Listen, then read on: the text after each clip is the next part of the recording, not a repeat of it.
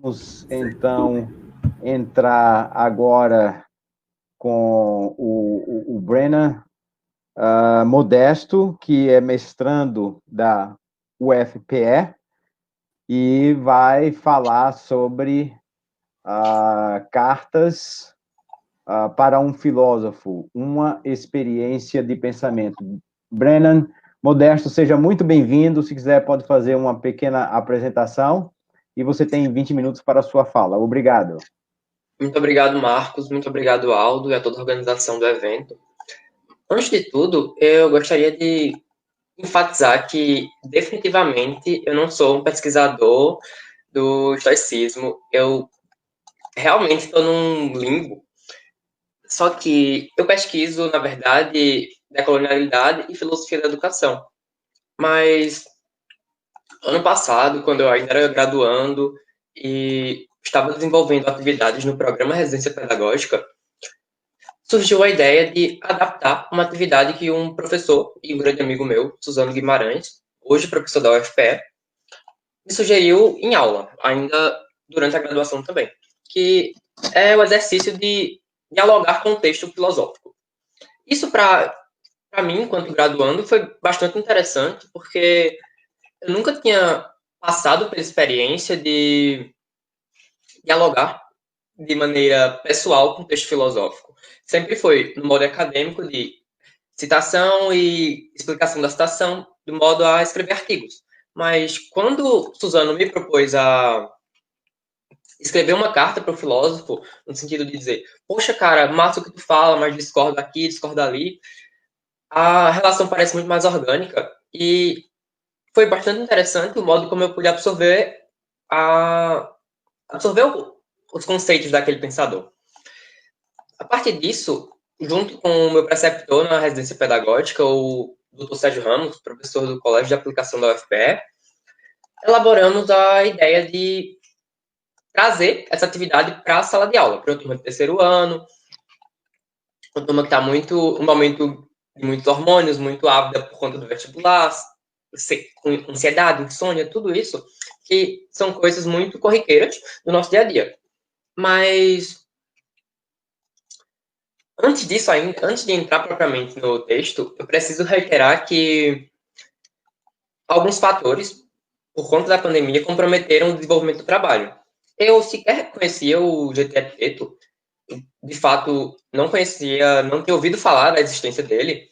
Estava procurando eventos na Ampof, surgiu o GT Epiteto. Eu pensei, poxa, a gente fez essa atividade com o manual, com a elaboração de cartas, o envio de cartas para o Epiteto, e a gente não conseguiu terminar, que seria o Epiteto respondendo essas cartas, os próprios alunos dialogando entre si. Embora a gente não tenha conseguido terminar, foi uma experiência interessante. Mas a tristeza que eu tenho é de não ter conseguido acesso às cartas. O colégio de aplicação, no momento, se encontra fechado, eu não resido mais no Recife, e o meu professor orientador não conseguiu ter acesso para as cartas, propriamente ditas, as produções dos alunos, para que eu pudesse fazer um levantamento melhor, algo mais substancial sobre isso. Então, minha apresentação vai girar, não, vai ser algo entre um relato de experiência e uma exegese de Epiteto. Embora nenhum dos dois conceitos caiba bem e consiga dar conta do que é que eu estou fazendo. É algo até um tanto experimental e me sinto incomodado de fazê-lo. Mas, de toda forma, pelo que conheço, o estoicismo, em específico a filosofia de Epiteto, gira em torno de um princípio: fazer uma filosofia enquanto modo de vida. Ou seja, facta, não verba, feitos, não palavras, quando trazidas ao campo mais educacional. Ao fazer isso, pensamos na ética enquanto uma espécie de educação moral. Ou seja, a perspectiva de Epiteto não é de informar, mas de formar almas. Para além disso, existe um segundo princípio, a ataraxia, a consciência da primazia do mundo contraposta à nossa vontade ou capacidade de modificar a realidade. Bem, quando conseguimos controlar os desejos, é possível não deixar se afetar por causas externas. Chegamos a um estado de paz mental, por assim dizer.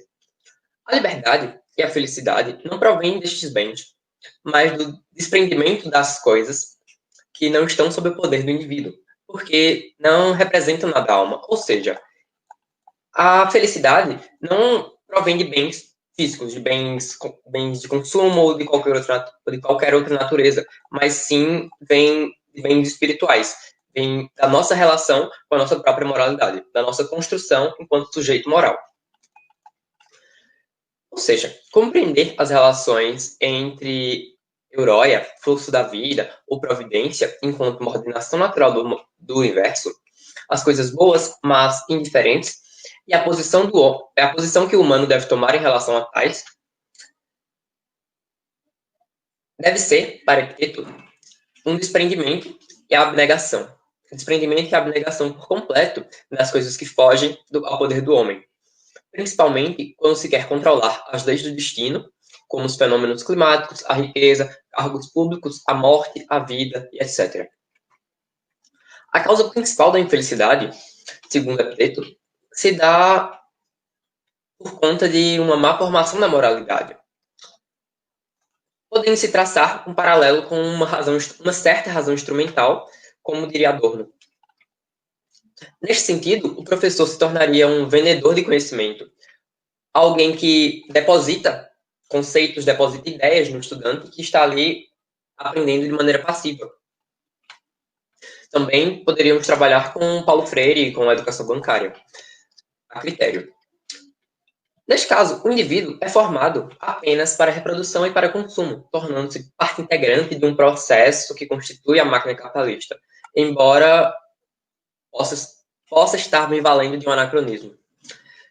A educação moral, proposta por Epiteto, está fora da disjunção entre ter e ser, ou pelo menos parece estar fora dessa disjunção. Não se preocupa com a busca por bens materiais e a satisfação de insaciáveis prazeres, que não raramente desembocam em hedonismos, num sentido amplo do termo.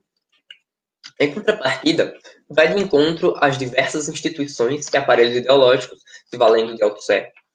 Epiteto aponta, na verdade, que a formação moral só pode e só deve ser feita com base no exercício, no hábitos. Compreendemos a escola enquanto espaço de formação.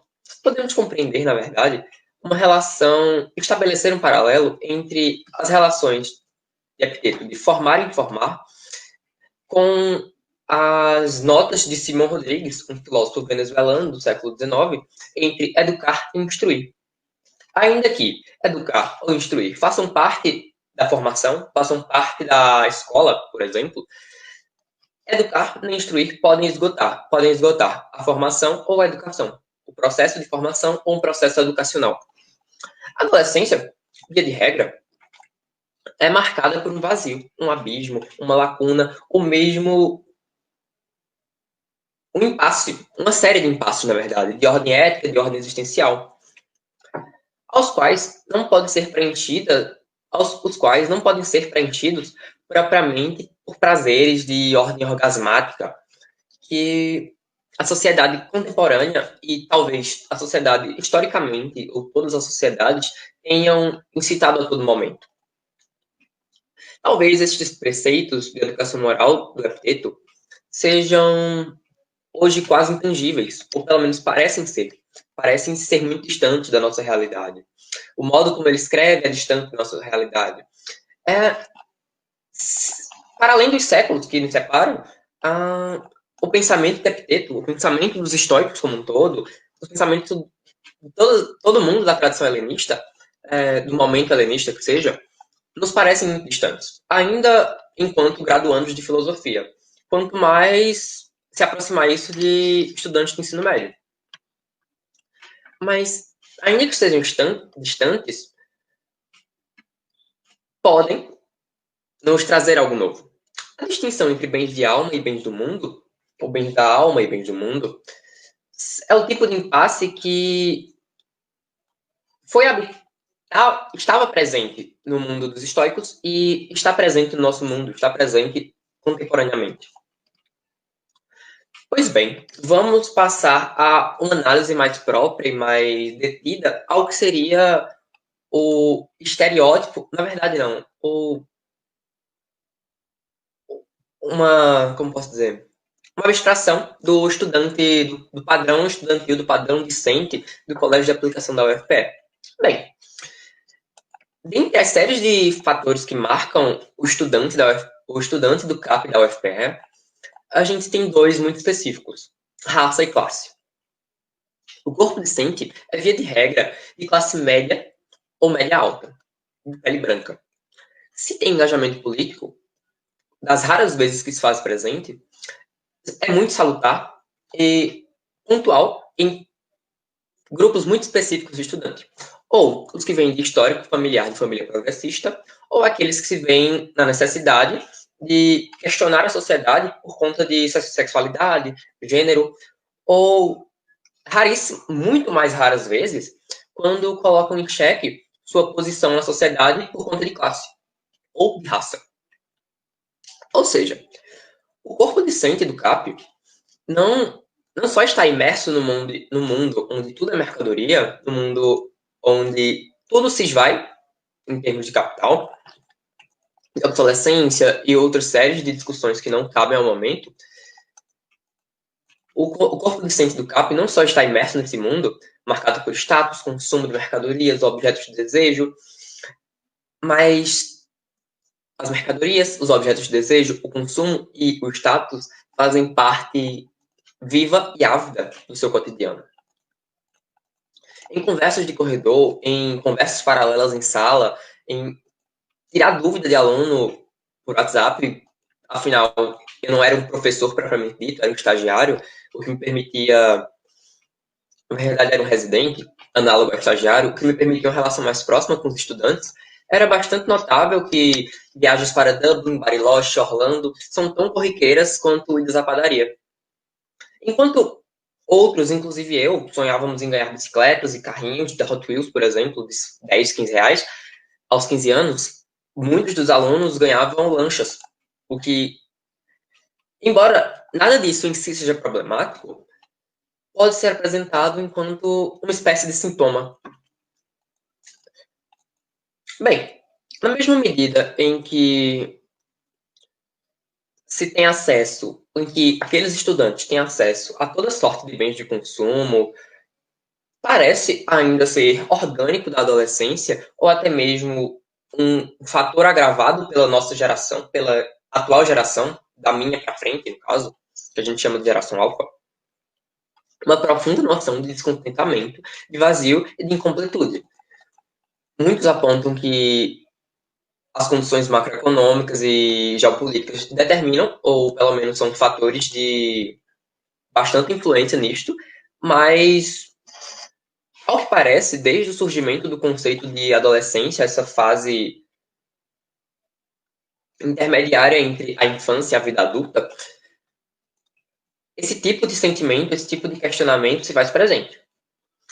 E, de fato, longe de mim querer que uma filosofia, um conjunto de filosofias possa ter um caráter terapêutico. Não quero dizer que Epiteto, Simão Rodrigues, Adorno, Marx, Durkheim ou qualquer outro tipo de pensador que não seja das áreas que prioritariamente se debruçam sobre a psique sejam de caráter terapêutico, mas digo que, se pensarmos a filosofia enquanto modo de vida, assim como diria Pierre Hadot, talvez seja possível observar que as reflexões compiladas por Arriano possuem um caráter profundamente ligado ao bem viver. Não enquanto uma filosofia do prazer, aos modos do que Epicuro teria feito, é verdade, mas a hipótese que aponta é que o pensamento de Epiteto, suas teses sobre a apatheia, sobre a euroia, a formação ética para a compreensão do que está e não está sob domínio humano e sobre o fluxo natural da vida, podem ser vistos como um referencial, se não como algo necessário e profundamente útil para períodos críticos da vida humana, como o caso da adolescência. Haja vista as mudanças de postura apresentadas pelos discentes do colégio de aplicação. De fato, eu não tenho como tecer mais comentários mais rígidos ou mais vou carecer de conteúdo, de fato, careço de referências para o momento, porque não tive acesso às cartas dos alunos. Mas se bem me recordo, pelo menos por turma, especificamente, eu acompanhei o terceiro B, salvo engano. No terceiro B, a gente tinha o estereótipo de ser a turma mais burguesa do colégio. A turma que tinha menos preocupação com questões sociais, a turma que tinha uma renda muito mais alta, é o caso do aluno que ganhou uma lancha, enfim. Mas, para além disso, as posturas, inclusive do aluno dono de uma lancha, mudaram bastante depois da leitura e da necessidade de dialogar com o texto. E, embora eu saiba, o professor saiba, todo mundo que lide com a educação básica, talvez até com o ensino superior, com o magistério superior, é nítido que uma turma de 40 alunos ou de 60 alunos, enfim, a minha tem 25, é nítido que ainda na turma de 25, de classe média, com boa estrutura familiar, de regra, é nítido que nem todos os estudantes estão ali se debruçando sobre o texto e pretendendo fazer um diálogo legítimo. Mas dos poucos que fizeram, dos poucos que conseguiram fazer essa atividade, esse exercício realmente, o exercício de dialogar com o filósofo, tivemos um resultado interessante. Boa parte das posturas, boa parte, talvez muito, algumas posturas que os alunos apresentavam anteriormente, ao longo do ano, durante os períodos de discussão do texto em sala, de período de meses, creio que foram 3 meses para a leitura e elaboração das cartas, eles dialogaram bastante entre si e sobre sua vida, sobre Enem, por exemplo, que é algo que assusta todo terceiranista, assusta todo vestibulando, mas é algo que, em última instância, não está sob o controle deles. E podemos notar, pelo menos, quanto às aulas de filosofia, uma mudança de comportamento.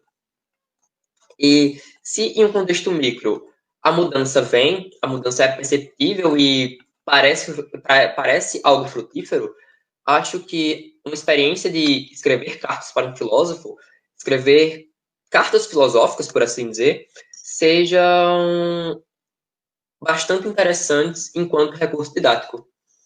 Com isso, concluo minha fala e agradeço novamente ao Marcos e ao...